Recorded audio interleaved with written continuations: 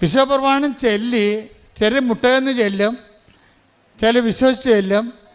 പക്ഷെ അതിൻ്റെ content vice എല്ലാം കറക്റ്റായിരിക്കണം. അല്ലാതെ വിശ്വപ്രമാണം കാണണമെന്നൊക്കെ പറഞ്ഞുകൊണ്ട് ചില അമ്മാമ്മമാർ പരില്ലാതെ ചൊല്ലി ബോധമില്ലാതെ പറയണമല്ല.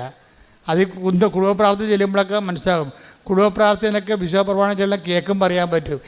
ഇതൊന്നും വിശ്വാസമില്ല, ചുമ്മാ ഞാനാണ് കർത്താവെങ്കിൽ പുറകെ വന്ന് ഇറക്കിട്ട് അടിക്കുകയുള്ളൂ പിടിച്ച്.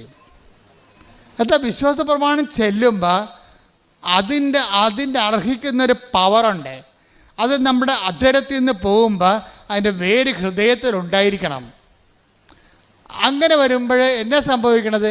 പവറ് ഈ പവറ് നമുക്കറിയാമല്ലോ.